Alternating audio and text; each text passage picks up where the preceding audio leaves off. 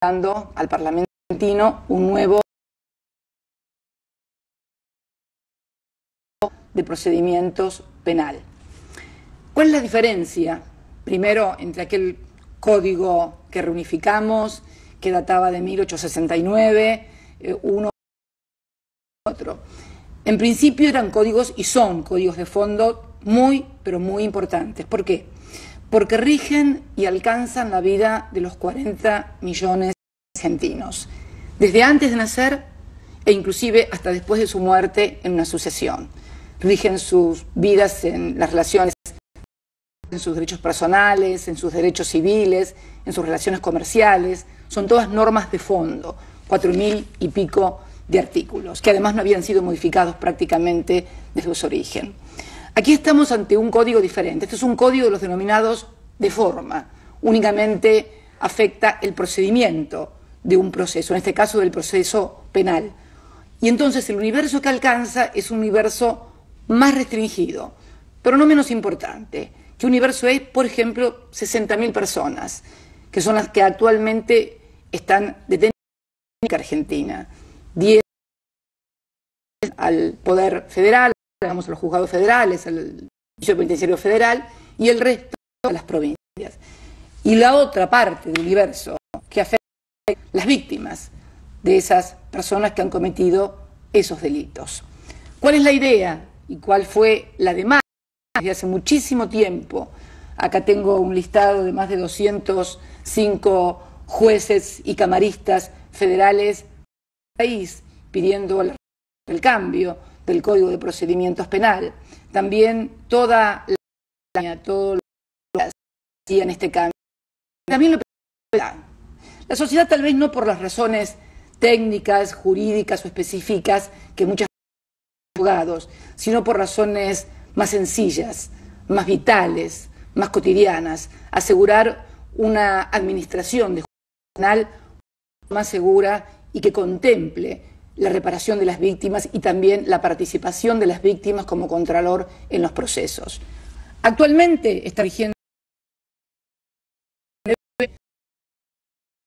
presidente de la Suprema Corte de Justicia, el doctor Levene, y se sancionó en el año 1991.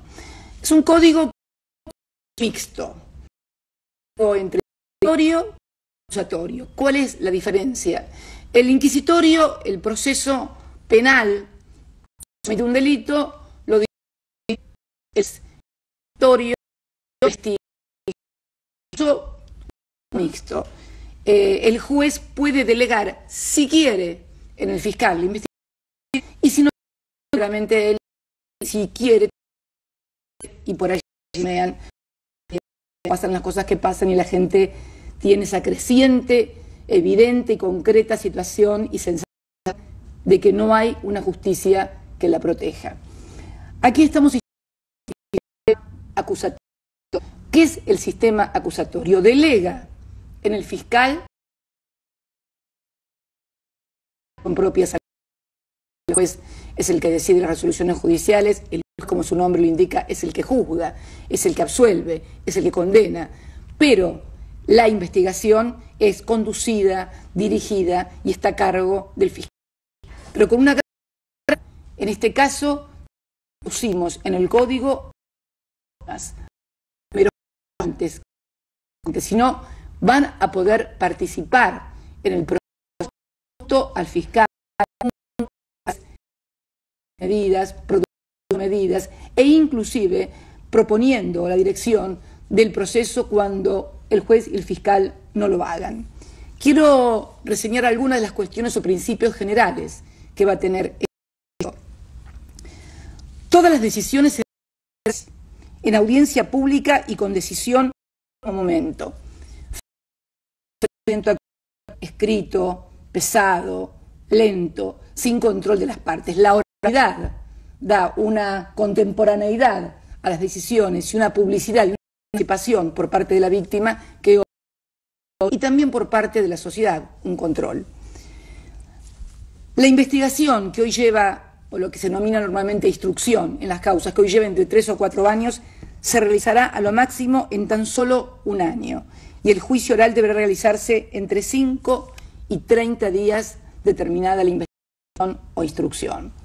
Esto no es como algunos dicen que si transcurre un año prescribe la causa, prescribe la acción en absoluto.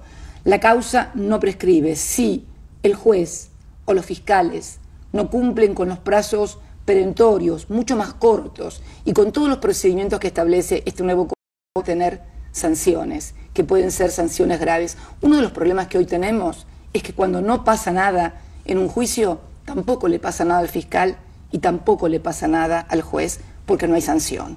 Este código prevé que si los fiscales, en su carácter de investigadores, o los jueces, en su carácter de juzgadores, no cumplen con los plazos perentorios para investigar, con sanciones graves. Y ya se sabe que 3 sanciones graves, de acuerdo a la legislación vigente, son causal de juri para un juez, y seguramente cuando se modifique la ley del Ministerio Público Fiscal también serán causal de juri para un fiscal. Pero no solamente esto, sino que las apelaciones a las sentencias se deberán resolver también en 5 días desde el mismo momento en que se interponen. Y vuelvo a reiterar, es muy importante que todos nos grabemos esto en la cabeza. En ningún caso, el de los plazos, la pena, el incumplimiento de sanciones graves para magistrados. Esa tutela judicial de la víctima que le permite participar activamente en el proceso. Este sistema acusatorio en realidad no es ninguna novedad. El único país que todavía sigue con un sistema mixto somos nosotros, Argentina. El 5 de noviembre, hasta la República Oriental de Uruguay tendrá el sistema acusatorio. Todo el continente americano tiene el sistema acusatorio. El sistema mixto me hace acordar aquella frase que decía el general Perón acerca del sofá-cama, ¿no? Que no sirve ni como cama ni como... Bueno, con este sistema en realidad no ha servido para tener una justicia que esté a la altura de las necesidades y de las demandas de la sociedad. Y esto, además, también se ha visto reflejado en muchísimos proyectos presentados por muchísimos partidos de la oposición en el propio Parlamento para precisamente adoptar el sistema acusatorio. También es importante el tema de la famosa puerta giratoria de la justicia, esa que tanto se quejan muchas veces quienes actúan en las funciones de seguridad, que tienen un fuerte accionar, que se preocupan por combatir el delito en la calle, en la acción, al frente de la policía, de la prefectura o de la gendarmería, y ven lo que se dice en la giratoria. El delincuente que entra por una puerta y sale inmediatamente por la otra. Hace pocos días tuvimos también la experiencia de una persona que había cometido un delito a vistas de todo el mundo y salió sorprendentemente en libertad. Bueno, este nuevo código va a establecer la prisión preventiva en base, para terminar con esta puerta giratoria, se debe tener en cuenta la naturaleza y circunstancia del hecho, la conmoción social que haya generado, lo que los abogados denominamos strepitus fori, estrépito en el foro. Cuando hay un hecho que produce conmoción social, no solamente importa si la pena es grave o no, sino también que la sociedad se sienta protegida y segura por sus organismos institucionales y jurisdiccionales. Y también se tendrá en cuenta la reincidencia del autor. Es un clamor de la sociedad que la reincidencia sea tomada como una causal para determinar la prisión preventiva y no otorgar la libertad de quien ha cometido un delito, o por lo menos se presume que ha cometido un delito. También quienes cometan delitos graves van a estar presos desde el primer día de la investigación y condenados en menos de 10 meses. Esto es lo que prevé el Código presentando. Y también una figura que seguramente va a generar alguna controversia, la expulsión de extranjeros. ¿Pero en qué casos? En aquellos casos en que extranjeros que tienen algún tipo de irregularidad en su presencia en el país son sorprendidos infraganti en la comisión de un delito. En ese caso van a ser extrañados del país, o sea, expulsados del país, no podrán volver a reingresar por 15 años y si lo hacen serán juzgados por el delito por el cual fueron extrañados. Sé que algunos van a decir, pero eso no va contra el artículo 20 de la Constitución que trata... No, miren, hay un artículo muy importante en la Constitución que se refiere al funcionamiento de uno de los poderes del Estado, el Poder Legislativo, que es el artículo 69, y que establece los fueros para los senadores y para los diputados, fueros que tienen en virtud desde muchísimos tiempo, no solamente desde la Edad Moderna, sino desde la Edad Media, inclusive fueros, pero fundamentalmente son fueros que protegen para que un legislador no pueda ser arrestado, salvo el caso de ser sorprendido infraganti, delito, o sea, con las manos en la masa. Si un legislador argentino, o sea, con representación popular, es sorprendido infraganti, puede ser arrestado, o sea, cae en sus prerrogativas de fueros, no necesita el desafuero de la Cámara de los 2/3 como marca la Constitución, va de suyo, que un extranjero que ha venido a delinquir nuestro país, que tiene política migratoria como pocos países en el mundo en cuanto a generosidad, en cuanto a apertura, en cuanto a conformación propia. Yo no me canso de decir que soy nieta de inmigrantes, como tantísimos otros, hijos de inmigrantes, o tal vez muchos que todavía siguen conservando su nacionalidad de origen. Merecemos, los argentinos, que merece el conjunto de la sociedad frente a lo que se ha venido observando como un fenómeno creciente de extranjeros que ingresan al país en este código. Proponemos también una comisión bicameral integrada por todos los partidos políticos para que sea, esto va a estar no obviamente en el cuerpo del código, sino en la ley, para que con posterioridad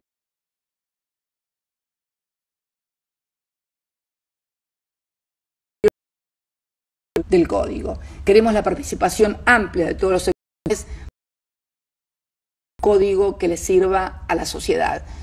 Miren, yo estaba hojeando qué significa el tema de algunas cosas que he escuchado.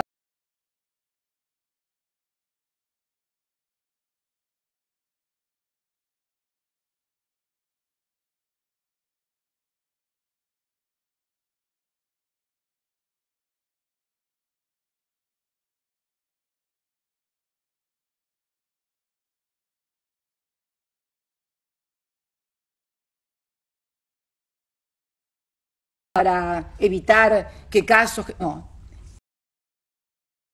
A partir de su sanción y de su implementación para los casos futuros. Todas las causas que exigiéndose por el LBN y por las normas que están en vigencia hoy.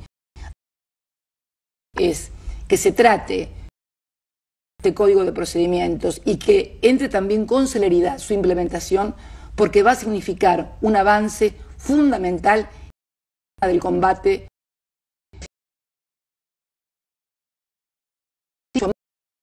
Porque si yo siempre digo que en realidad lo que tenemos que intensificar, mejorar, son los instrumentos del combate contra el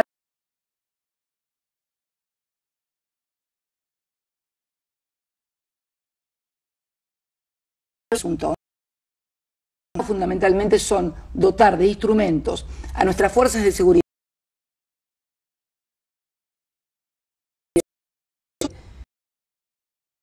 sino de penas también, no actúan en tiempo a sus responsabilidades como jueces o como fiscales frente a la comisión de un delito y para tutelar a las víctimas. Por eso las víctimas tienen una participación muy intensa, muy activa y muy decisiva, que excede con creces el mero rol de querellantes que hoy la justicia le reconoce a cualquier víctima. Se asegura también que se le dará todo, y esto quiero detenerme un poquito porque creo que es bueno, y no es que uno que mañana van a decir una clase de derecho constitucional, no, simplemente quiero que sepa cuáles son los instrumentos que rigen su vida, de la misma manera que les dije que ese código civil y comercial nuevo era un código que permitía que la gente se empoderara de los derechos. La gente tiene también que empoderarse de las cosas que tiene la Constitución y que ha creado la Constitución para su beneficio. El tema de la figura del procurador Público Extrapoder fue creado por la Constitución del año 94. ¿Qué significa esto? Hasta el año 94 que se reformó la Constitución, cuando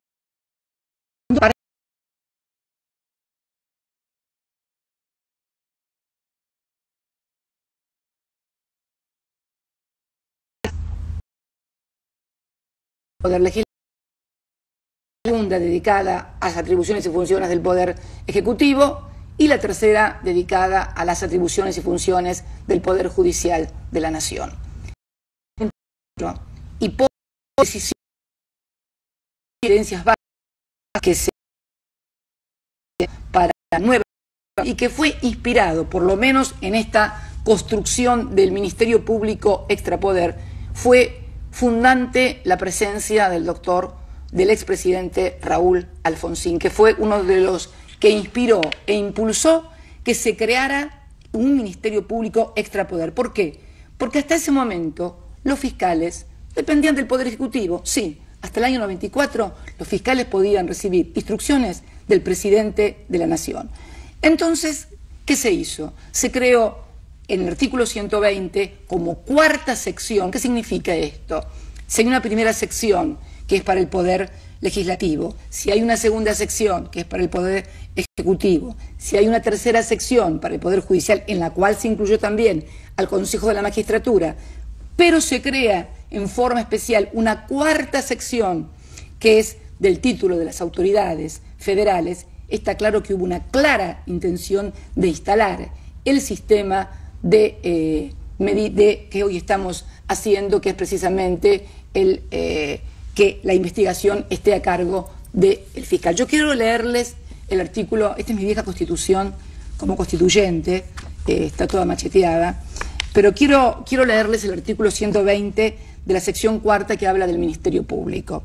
Dice: el Ministerio Público es un órgano independiente, fíjense ustedes, es un órgano independiente, con autonomía funcional y autarquía financiera, que tiene por función promover la actuación de la justicia, o sea, coloca en el Ministerio Público la acción de reivindicación, lo que nosotros llamamos los abogados la vindicta pública, la acción pública en cabeza de la Procuración o del Ministerio Público Fiscal.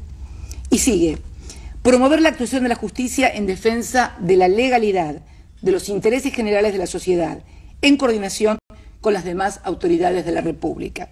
Estará integrado por un Procurador General de la Nación y un Defensor General de la Nación y los demás miembros que la ley establezca. Sus miembros gozan de inmunidades funcionales e intangibilidad de remuneraciones. Es el único artículo de la sección cuarta de la Constitución Nacional. Y uno lo entiende porque, y que haya sido precisamente en este caso el radicalismo en la figura del doctor Alfonsín el que haya impulsado este sistema acusatorio por sobre el inquisitorio y que lo haya querido plasmar en la Constitución como lo plasmó. ¿Por qué? Porque ya en mayo de 1987, cuando Alfonsín era presidente de los argentinos, había remitido al Parlamento argentino un proyecto de Código Procesal Penal que había sido redactado por el doctor Julio Mayer y que era de neto contenido acusatorio.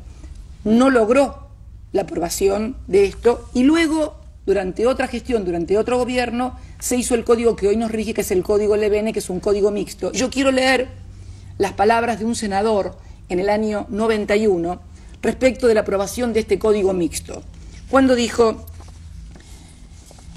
aprobaron, pese a que tenían diferencias, votaron en general, tuvieron diferencias en particular, pero dice: al código del doctor Levene lo votamos como un paso hacia adelante y al de Mayer como la perfección en la actualidad. Las cosas de la vida que luego el senador Luis Brasesco, que pronunciaba estas palabras en el Senado cuando apoyaban y acompañaban ese código mixto, que no era el que ellos querían, porque evidentemente era el acusatorio que había sido presentado por el doctor Alfonsín y que luego siguieron presentando y reclamando siempre, quiso las circunstancias que precisamente ese senador fuera luego el secretario de Coordinación Operativa de la Convención Nacional Constituyente, donde se sanciona este Ministerio Público Extrapoder que realmente consagra, sin lugar a dudas,